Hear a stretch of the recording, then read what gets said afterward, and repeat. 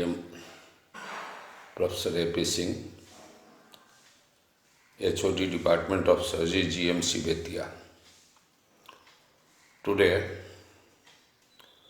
I have to take a class regarding the human breast. Whenever we talk of breast, usually we talk of female breast. First, we will discuss the surgical anatomy of female breast. The protuberant part of the breast, it extends from 2nd to 6th rib, and from the lateral border of the sternum to the anterior axillary line. However, for the purpose of surgery, the extension of breast, a small amount of tissue extends from below the clavicle to the 7th, 8th rib below, and from midline to the anterior border of latissimus dorsi behind. This fact is being considered regarding the extension of the breast tissue when we go for mastectomy, removal of the whole breast for purposes of treatment of carcinoma. Now, the anatomy of the breast consists of the breast tissue proper, fat and fascia, the ligaments, the skin over the breast, the areola and the nipple. The nipple is made up of erectile smooth muscles. On the summit of the nipple, open the lactiferous ducts. The smooth muscles in the nipple is arranged in concentric as well as in longitudinal direction. The base of the nipple lies in the middle of the areola. Areola is the pigmented central part of the breast, consists of the sweat and the sebaceous glands. Both the nipple and the areola, especially areola, is markedly pigmented. The areola consists of again the muscles in radial fashion as well as in centrally placed position. Smooth muscles of the nipple is having erectile property. Then coming to breast tissue proper, it consists of lobules of the breast which secretes milk and other secretions in smaller amounts. There are 10 to 100 lobules in a single breast. The number of lobules is more in younger breasts, which is bulky, than compared to the breasts of elderly people. Lobules of the breast, by means of ductules, they drain to the lactiferous ducts. Lactiferous ducts opens on the summit of the nipple. The lactiferous ducts is 15 to 20 numbers, through which milk produced in the lobules of the breast, they drain to the nipple for the purpose of feeding. Just behind the opening of the lactiferous ducts, the lactiferous ducts is dilated and it forms the ampulla. Other than the lobules of the breast, it consists of fatty tissue. Between the fatty tissue and the glands of the breast lies the ligament that is known as the ligaments of Cooper.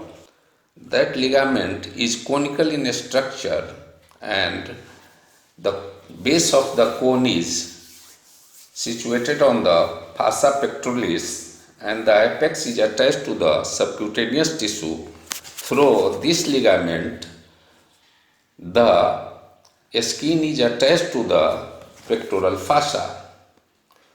That fossa, when infiltrated by the malignancy, the ligaments, they contract and they produce the dimpling of the skin in malignancy. Now coming to the ligaments of Cooper. That ligament is ligaments of Cooper.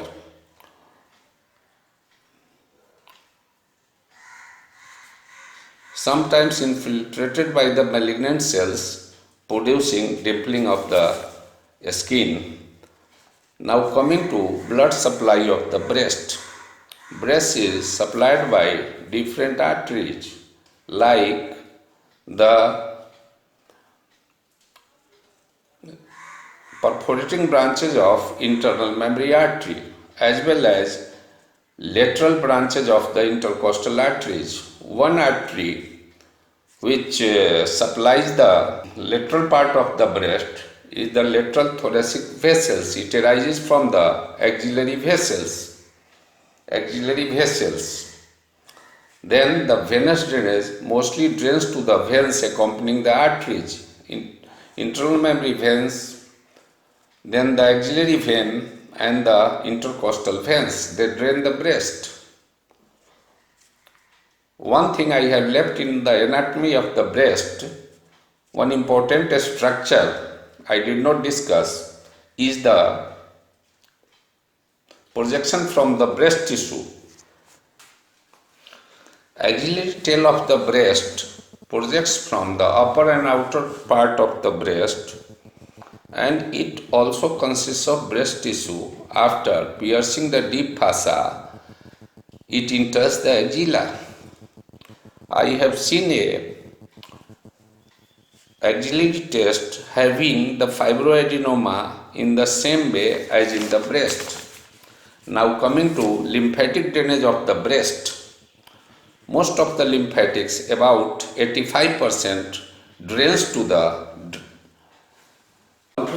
sentinel nodes is the first node to get involved in cases of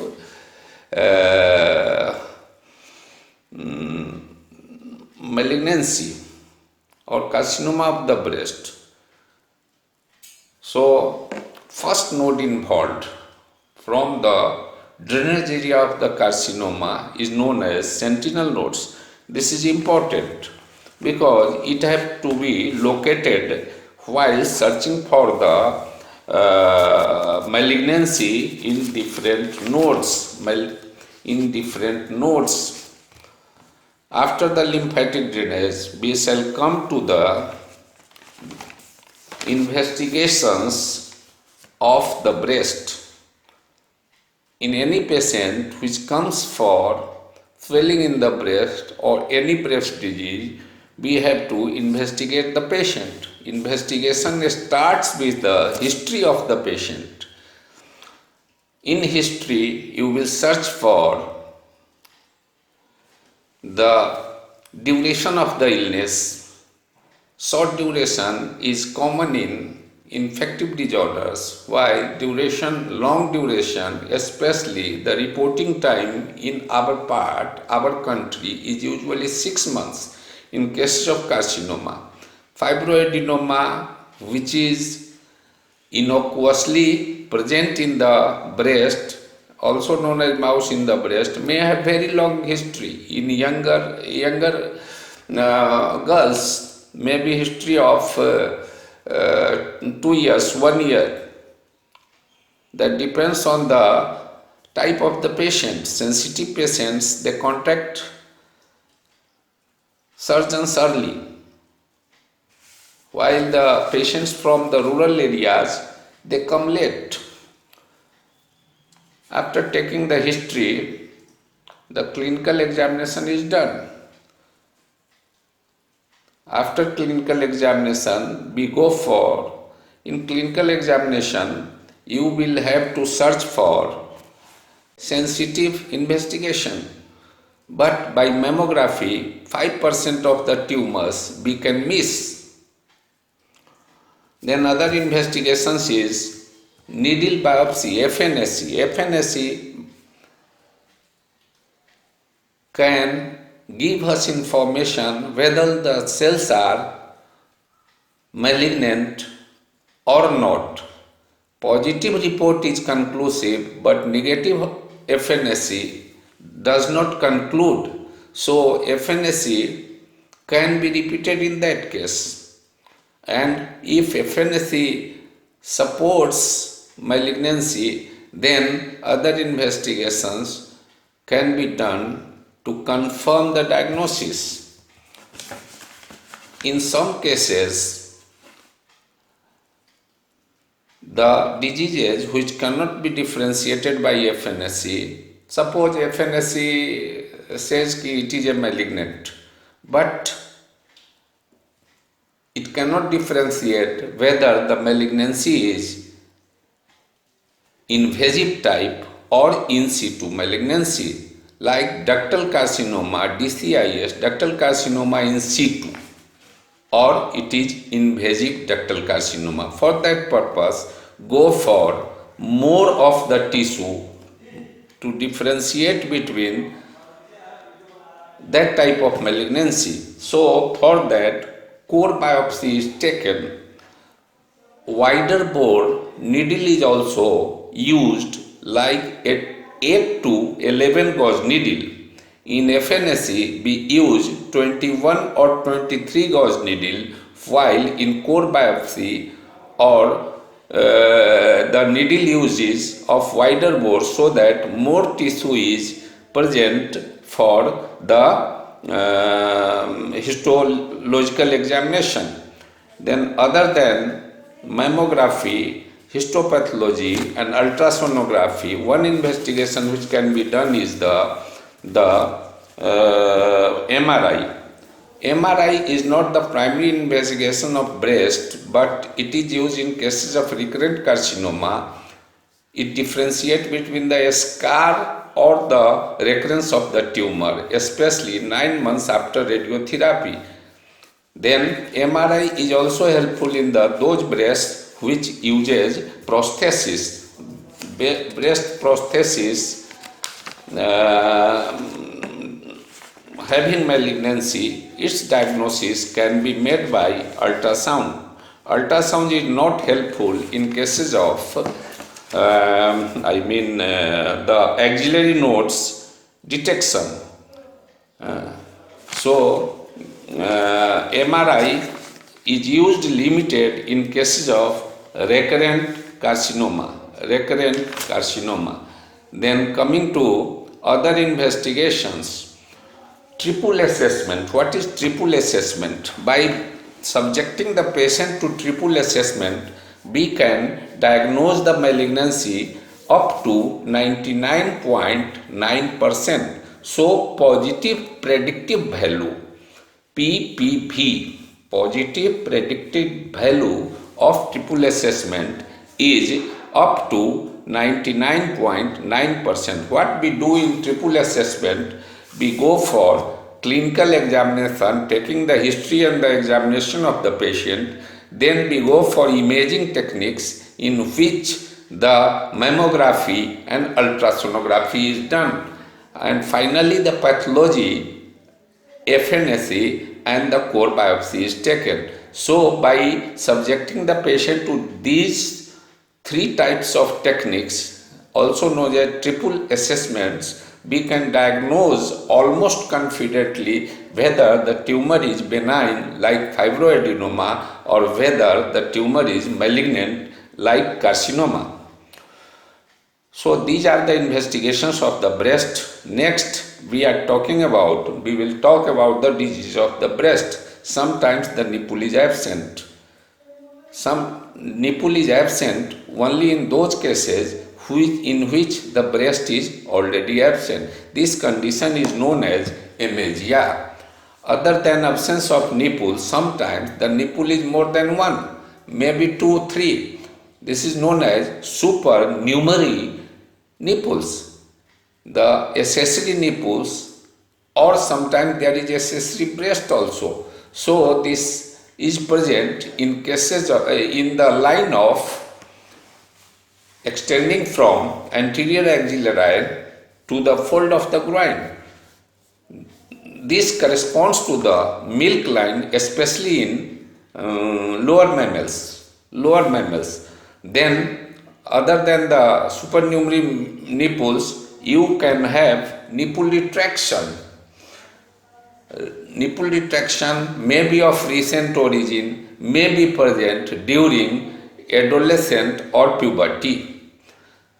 During puberty, the nipple retraction is physiological.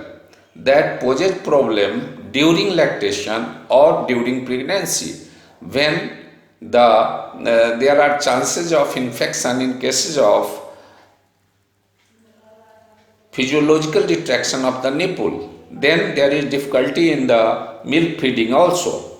Recent retraction of the nipple in adults, young adults or middle-aged is very important. Retraction of the nipple usually occurs in cases of carcinoma. Transverse slit-like retraction of the nipple, part of the nipple is present in cases of ductectasia. So by seeing the retraction of the nipple and the examination of the breast, we can conclude the pathology, or we can conclude the diagnosis to be carcinoma. Recent retraction of the nipple usually occurs in carcinoma. That carcinoma is usually circumferential. Then what is the treatment of physiological inversion of the nipple? Sometimes self-pulling on the nipple or presence of suction device to correct it.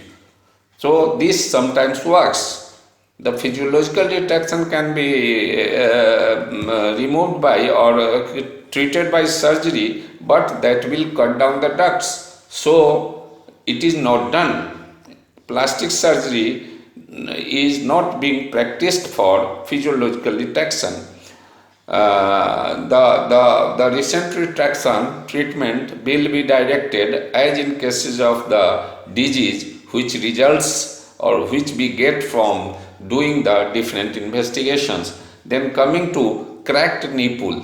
There are cracks in the nipple, forerunner of acute infective mastitis, and the acute cracked nipple should be given rest for 24 to 48 hours, and breastfeeding should start after 48 hours. Proper treatment like sometimes antibiotics or ointments are given in cases of cracked nipple.